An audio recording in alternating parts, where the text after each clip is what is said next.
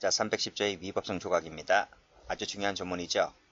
제가 명예훼손죄 첫 번째 시간 때도 말씀드렸습니다. 310조는 형법 제307조 1항만 적용된다고 했어요. 1항에는 진실도 있고 허위도 있다 했죠. 그렇죠? 그 중에서 이 진실만 얘기했을 때를 말합니다. 그리고 공익성을 갖춰야 됩니다. 그래서 이 진실한 사실로서 공익성에 부합한다는 것을 내가 인식하고 발언했을 때 조각이 되는 겁니다. 취지 읽어보시고 요건, 객관적 요건, 주관적 정당한 요소, 특히 이 주관적 정당한 요소가 뭐예요? 내가 진실한 사실로서 공익성에 관련된 얘기를 한다는 것을 내가 머릿속에 인식하고 얘기하는 것이 바로 주관적 정당한 요소가 됩니다. 이 두 가지 요건 구비하면 조각됩니다. 하나씩 보도록 합니다. 첫 번째 진실성. 자, 조문에서 보았듯이 307조 1항만 적용된다 그랬습니다. 자, 빨간 펜 드시고 1항 동그라미. 다른 색깔 드시고 파란색 듭니다. 그 외의 조문들 다 X입니다. 309조 2항 X 적용되지 않습니다. 자, 그 다음 비방할 목적을 요건을 하는 거 적용되지 않습니다. 허위사실 적시 밑줄 그시고 X 적용되지 않습니다. 자, 그 밑에 309조 1항, 307조 1항이 아니라서 적용되지를 않습니다. 됐죠? 여기다만 색깔 하시면 되겠네요.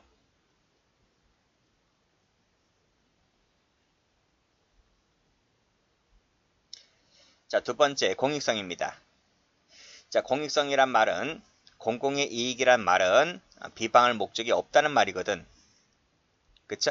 비방할 목적이 부인된단 말이고 공익성이란 말은 그 내용이 공적 사실이든 사적인 신상에 관련된 내용이든 가리지 않습니다. 판례입니다. 자, 그리고 조문을 가보면요. 조문을 가보면 여기 오로지라고 나오잖아요. 그치? 오로지라는 말은 100%라는 것으로 해석될 수가 있는데 우리 판례는 100%를 꼭 의미한다는 건 아닙니다. 그래서 오로지란 말을 주로 공익성을 갖추면 된다. 이렇게 해석을 하고 있고 이 주로라는 말도 상당히 완화해서 해석을 합니다. 자, 봅니다. 여기 나오지? 그쵸? 주로로 해석된다. 판례가. 학설도 그렇고. 자, 판례 봅니다. 여기 나오잖아. 주요한 이 말이 뭐야? 주요한 이 말이 주로입니다. 주요한 동기나 목적이 공공의 이익을 위해서 했다면 나머지 부수적으로 약간의 불순물이 포함되어 있다 손치더라도 그쵸? 불순물이 포함되어 있다 손치더라도 주된 것이 공익성을 갖춘다면 310조가 적용되겠다는 것이죠. 자, 또 판례가 여기 보시면 양자가 그랬어요. 양자란 말은 공익성, 사적 이익, 공적인 이익, 사적인 이익, 양자가 동시에 존재한다 손치더라도 즉 봐봐요. 공익성이 있고 사적인 이익이 있는데 자, 지금 첫 번째 판례에서는 주요한 그랬지. 주로 공익성이 있으면 된다. 즉 이게 더 크면 된다 이 말이야. 그러면 내가 310조 적용할게 이런 말이죠.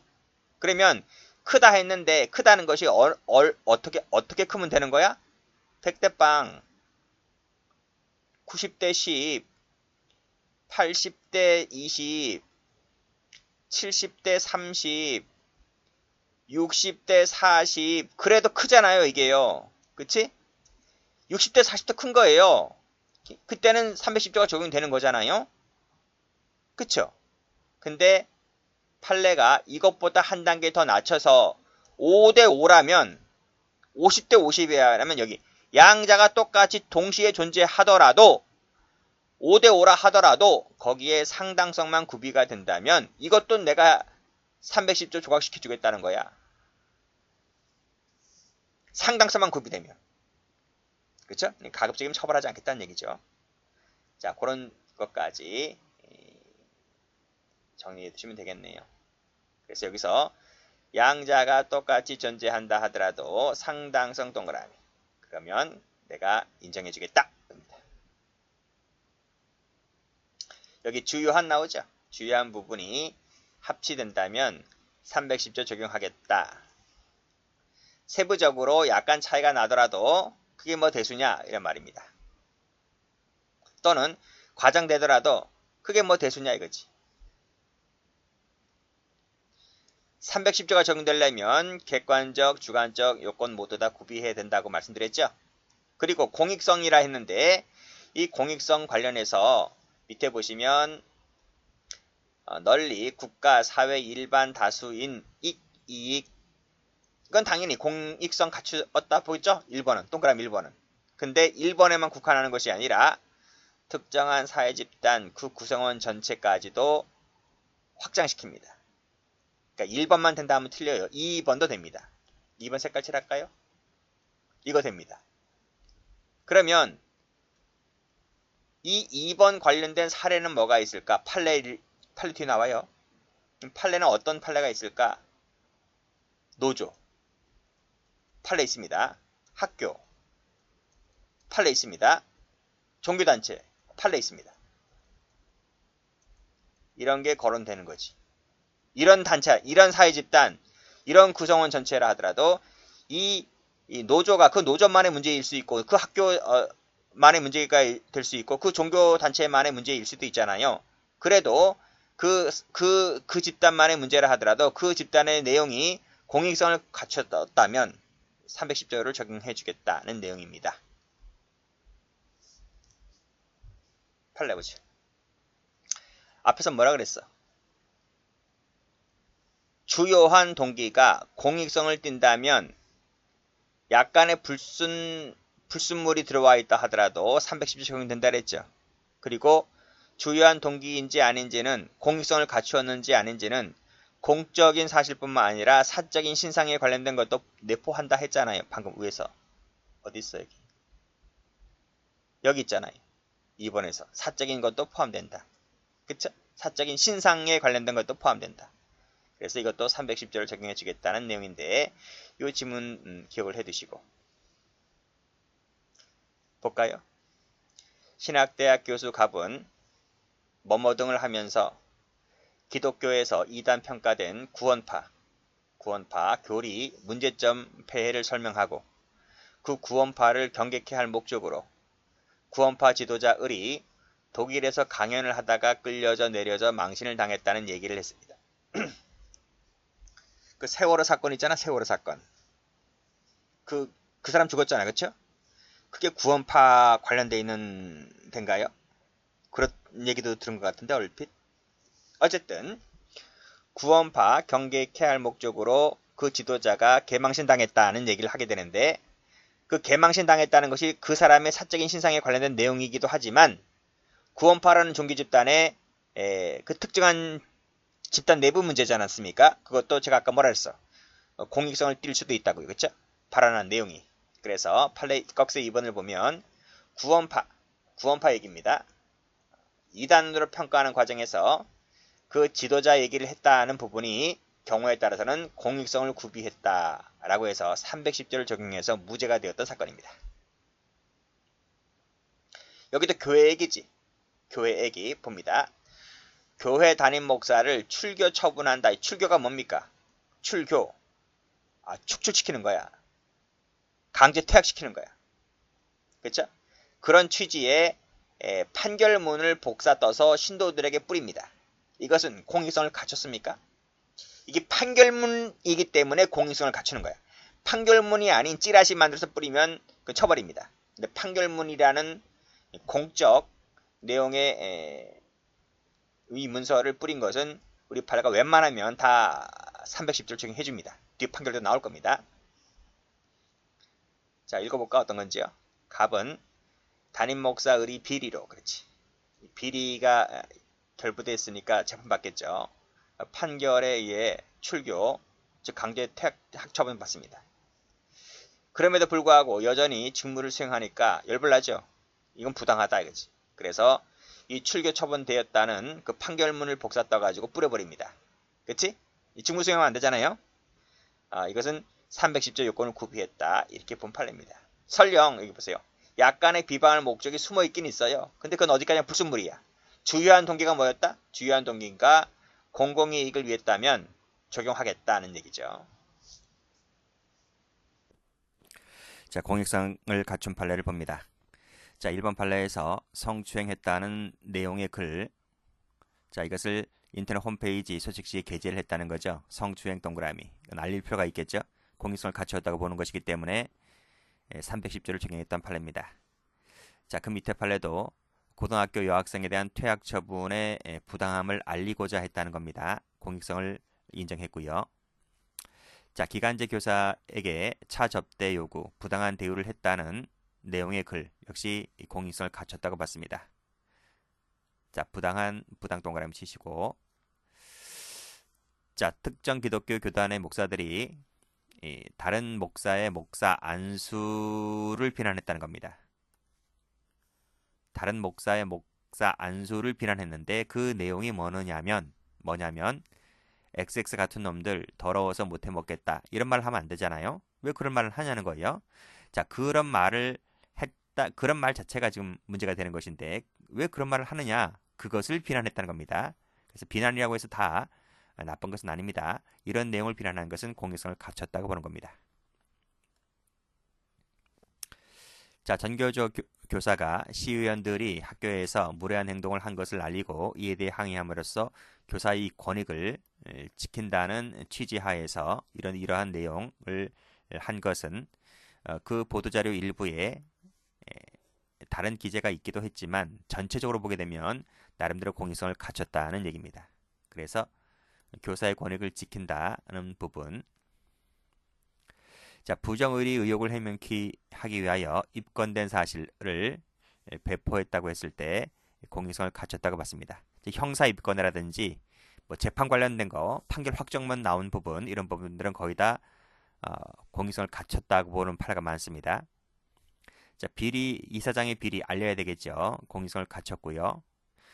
그렇죠. 요 판결 받은 부분 나와야죠. 요 판결 받은 부분을 까발리는 것은 요 입건된 부분, 판결 부분을 까발리는 것은 거의 대부분 조각된다고 봤습니다. 그 다음도 마찬가지입니다. 여기 전과자 있죠. 전과에 있는 갑을 가리키면서 이런 전과에 있는 친구들은 좀 조심하는 게 좋아요. 아무래도요. 한번 맛본 사람이기 때문에 동종의 범행, 유사한 범행을 할 가능성이 좀 많죠. 남의 재산을 탈취한 사기꾼이다. 그 사기꾼은 내려오라 라고 말했을 때 공익성이 인정된다고 봤습니다. 여기도 마찬가지입니다. 내가 이 동창이라 할지라도 특히 동창들 조심하셔야 돼요. 동창으로부터 사기 범행을 당했다는 거예요. 당한 적이 있습니다. 그러니까 그 동창 사이트의 채팅방에서 저 친구 나한테 돈 갚지 못해 사기죄로 깜빵 갔다 왔다. 그렇죠? 너희들 조심해라. 이렇게 말한 부분 공익성을 갖췄다고 봤습니다.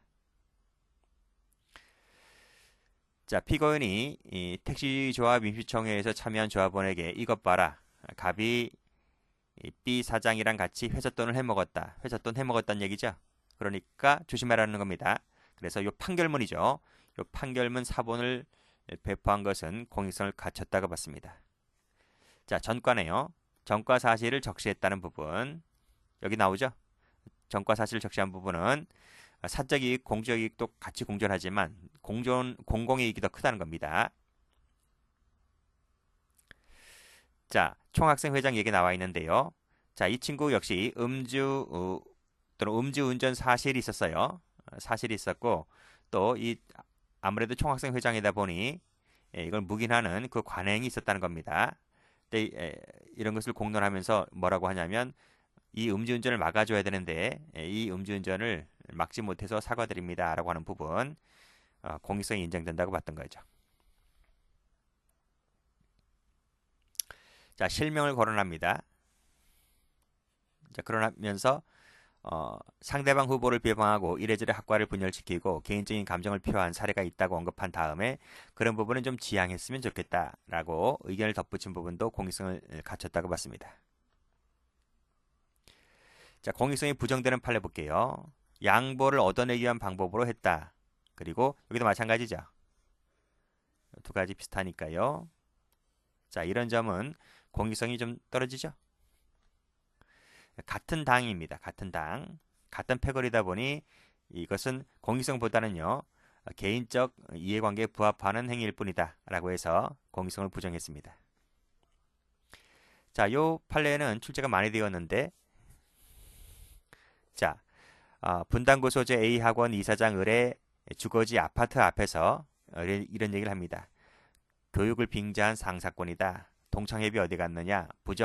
부패재단 퇴진이라고 하는 피켓 등을 들고 시위를 했는데 이것은 왜 공익성이 떨어지느냐면 요 주거지인 아파트에서 요거 피켓을 들었다는 겁니다. 요것이 공익성이 떨어진다는 거예요. 원래 하려면 그 집단 안에 들어가야 됩니다. 뭐 학교 내에서 한다든지 그 사무실 앞에서 한다든지 해야 되는데 주거지 아파트에서 했다면 뭐 이 학교 관계자들 그 외에는 그 이 주민들에게는 관심 없는 내용이잖아요. 그렇기 때문에 그런 부분 관련해서는 좀 사리에 맞지 않다고 본 거죠. 그래서 주소까지 명시하면서 주거지 앞에까지 가서 하는 것은 좀 아니다고 본 거예요.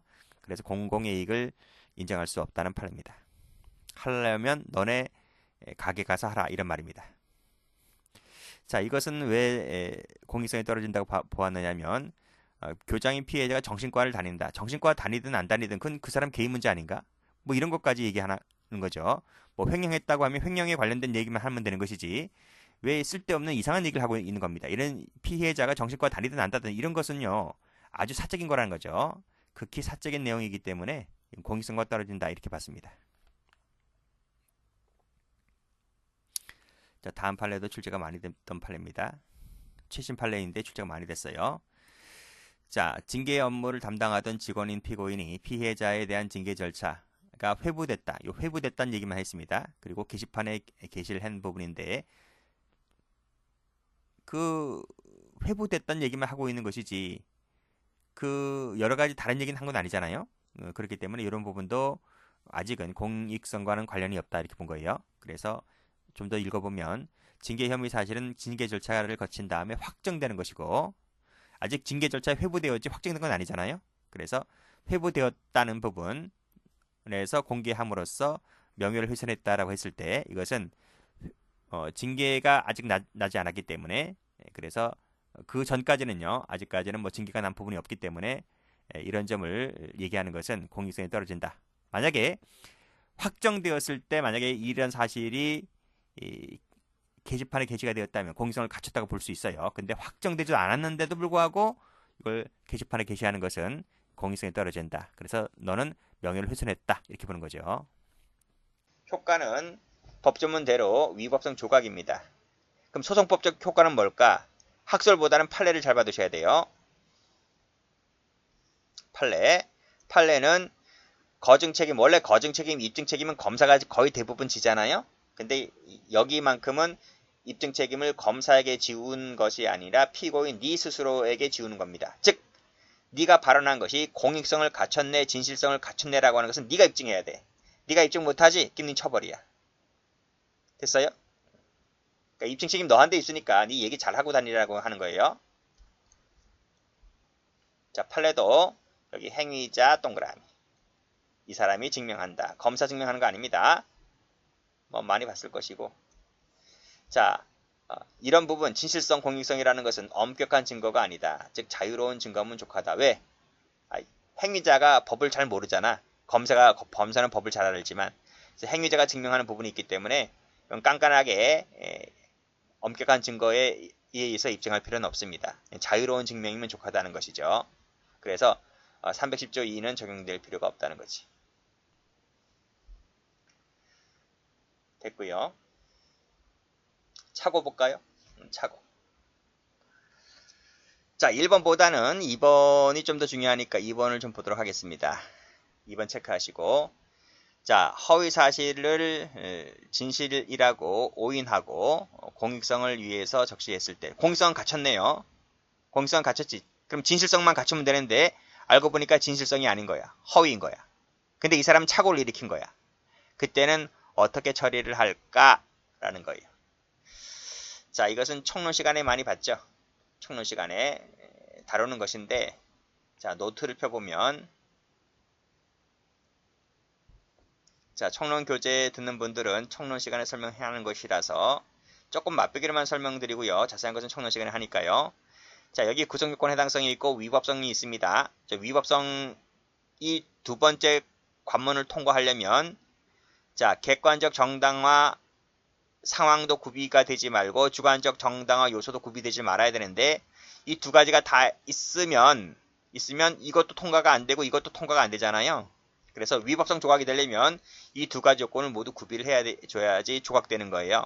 그 중에 객관적 사유가 진실성, 공익성인 것이고 주관적 정당화 요소가 내가 얘기를 할 때 진실성, 공익성을 갖추고 한다는 것을 내가 인식해야 되는 거예요. 근데 지금 여기 교재에서 보았듯이 이 피고인은 공익성만 구비를 했고 지금 이 진실성을 지금 구비를 하지 못했단 말이죠. 근데 이 사람은 진실하다라고 지금 착오를 하고 있는 거예요. 자, 그래서 노트를 가보시면 자, 이 조각이 되려면 이 두 가지를 모두 다 구비를 해야 되는데 지금 이것만 구비를 했고 이걸 구비를 못했단 말이에요. 그랬을 때 학설은 이걸 뭘로 푼다? 아하, 이거 총론 시간에 배우는 위법성 조각사의 전제 사실과 구조가 똑같지 않느냐? 그거로 풀어요, 학설은. 그 위법성 조각사의 전제 사실에 대한 착오에서 학설이 5개 나오죠. 하나, 둘, 셋, 넷, 5개 나옵니다. 그 중에서 우리 총론 시간에 배우기를 이 엄격 책임설만큼은 뭐로 풀었어? 정당한 이유가 있다면 책임 조각. 그래서 무죄가 되는 것이고 정당한 이유가 없다면 고의범 처벌로 이렇게 풀잖아요. 나머지는 다 뭐로 풀었어? 과실범으로 풀었어요. 나머지 학설 다 과실범, 나머지 학설들 다 과실범으로 풀었는데 명예훼손죄는 과실범 처벌 조항이 없습니다. 명예훼손죄는. 그래서 이게 다 무죄가 되는 거야. 다 무죄지요. 무죄, 여기 무죄인데 하나가 유일한 것이 뭐냐면 방금 읽었던 여기 엄격 책임설에서 정당한 이유가 없을 때 고의범 처벌 요것만 빼고 나머지는 다 무죄야. 그 얘기가 여기 보시면 학설은 위전착오로 푸는데 자세한 것은 총론 교재를 참조하시고 각주를 내려가서 보시면 명예훼손은 과실범 처벌정이 없으므로 무죄가 되는 것을 조심하셔라. 뭐만 빼고 엄격 책임설에서 정당한 이유가 없을 때만 빼고 다 무죄다. 됐나요? 그럼 판례는 어떻게 풀까 이거를? 판례는 학설과 같이 풀질 않아요. 판례는 뭐냐? 이건 없잖아요. 지금 객정은 없고 주정만 있을 뿐이잖아요. 근데 판례가 얘기하는 것을 그렇게 이게 없는데 있다라고 지금 착오하고 있는 거 아니에요? 그러한 착오의 상당성이 구비됐다면 위법성을 조각시켜 주겠다 이런 말이에요. 책임 조각이 아니고 이게 아니고 위법성 조각으로 푼다. 판례가 좀 독특하지. 판례가 독특한 게 아니에요. 왜냐하면 지금 이것은 위법성 조각사와 관련된 착오이다 보니까 위법성 칸에서 이걸 해결을 한단 말이에요. 책임론에서 해결하는 게 아니라. 근데 실력이 떨어지는 학자들은 이것을 책임론에서 와서 푸는 거지 지금. 조각사유 관련된 것은 위법성 칸인데. 그치? 그래서 판례는 뭘 한다? 여기서 이 위법성 파트에서 일어나는 착오이니까 결론이 위법성이 없다고 푸는 거야. 책임이 없다고 푸는 것이 아니고. 그래서 여러분이 어떻게 정리를 하시냐면 자 지금 판례를 풀었죠. 판례는 뭐다? 판례는 여기 위법성이 없다고 푼다. 이걸 책임이 없다 하면 틀립니다. 책임 조각 된다 하면 틀리다고 했고 실제로 그렇게 기출된 적도 있어요. 사법시험에서. 자 여기 보자. 한겨레 신문기자 사건. 여기 내용 중에 일부 허위 사실이 포함됐어. 이게 허위 사실이야. 허위 사실.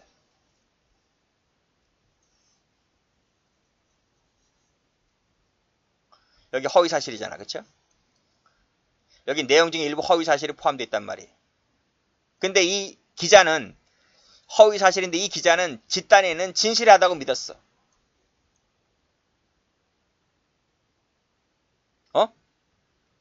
공익성에 관련된 것이고 즉 공익성 갖췄죠?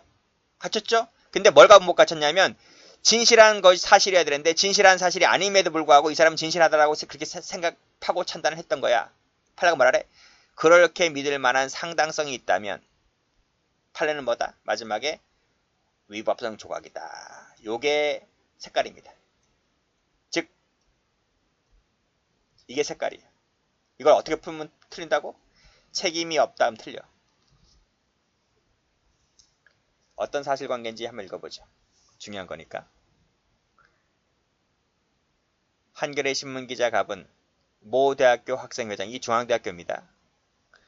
사망사건을 보도하면서 다방 종업원 병녀가 경찰에서 울과 마지막 동행한 여자는 정녀였다는 진술을 기초로 울과 동행한 여자는 정녀였고 정녀가 안기부에 근무하고 있다는 기사를 작성 보도하였다는 거지.